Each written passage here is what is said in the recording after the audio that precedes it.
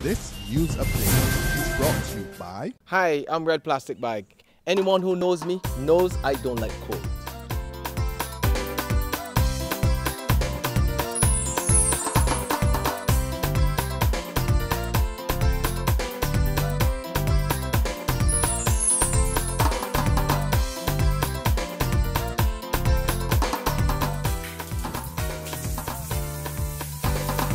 Sunshine reigns in my country. I love it.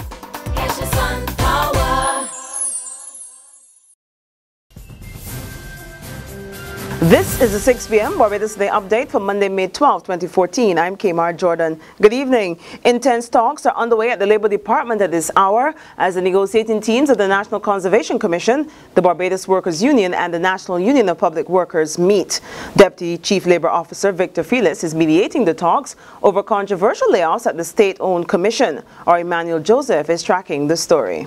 After more than 2 hours of intense talk, some of which appear to have been very animated, the negotiations between the National Conservation Commission, the Barbados Workers Union, and the National Union of Public Workers broke down today at the Labor Department under the chairmanship of the Deputy Chief Labor Officer, Victor Felix.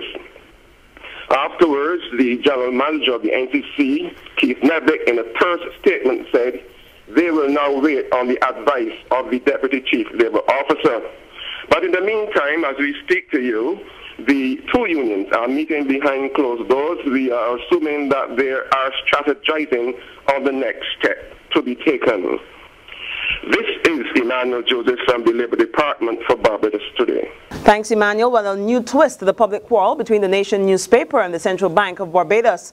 Governor Dr. Delal World denies he's banned the media house. In an article in its Sunday Sun newspaper, the Nation pointed to a letter signed by the governor which said that Nation staff will not be invited to any future press conferences or media events hosted by him as governor of the Central Bank.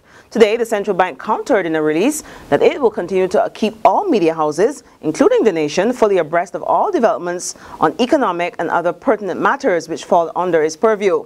It noted that the Nation will receive all press releases and other communications issued by the Central Bank. No reference was made, however, to invitations to media events hosted by Dr. World.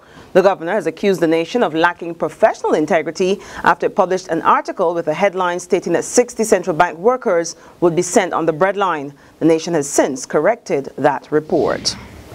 In other news, a wanted St. Peter man hands himself over to police. 27-year-old Ronaldo Ricardo Foster of Six Men's Development is now in custody. Police say Foster, who was accompanied by an attorney at law, presented himself to a police station yesterday. He is now assisting with an investigation. In sports, defending KFC knockout champs Rendezvous were defeated 4-1 on penalty kicks by the UWI last night at the National Stadium. At the end of regulation time, the score was 2-all, with Carlos Perry and Shaquille Lane scoring for UWI. While finding the back of the net for Rendezvous was Vincentian national players Nyron and Sandel Samuels. The score remained deadlocked at 30 minutes of extra time, leading to a penalty shootout. Sounds like lots of excitement there. It's regional and international news after this short break. Hi, I'm Red Plastic Bag. Anyone who knows me knows I don't like cold.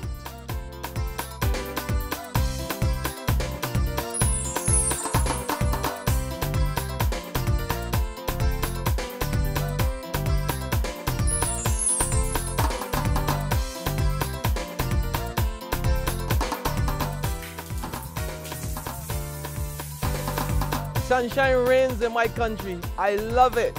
It's your sun power. To the region now, a task force tells the Bermuda government to decriminalize marijuana and to allow access to medical cannabis with a prescription. These are some of the recommendations from the Cannabis Reform Collaborative, which was set up by the One Bermuda Alliance administration over a year ago to explore whether the illegal drug should be legalized. In its 137-page report, the task force says the current prohibition of cannabis is not working. It further points out that the drug policy is wasting money and resources and harming people's lives, since career options become limited once a criminal record is established. The task force is calling for the introduction of a less punitive warning system, an end to racial profiling in the legal system, and an increase in the legal age for alcohol consumption to 21. To the international scene, at least 14 people were killed when a ship carrying migrants sank about 100 miles off southern Italy today. Italy's Coast Guard rescued about 200 people who were on the ship. The incident comes a day after a boat carrying illegal migrants sank off the coast of Tripoli in Libya, killing at least 40 people. Southern Italy is a frequent destination for refugees seeking to enter European Union countries from Africa. Migrants often pack into unseaworthy and ill-equipped boats, and in the last 5 days alone, the Italian military reported it had rescued about 2,000 migrants.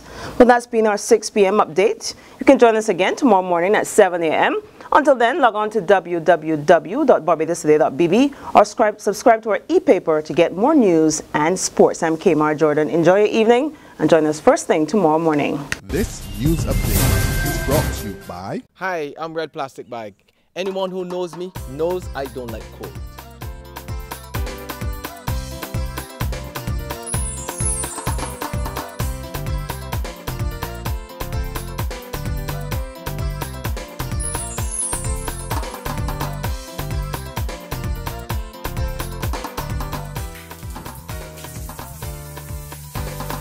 Sunshine reigns in my country. I love it. Catch the sun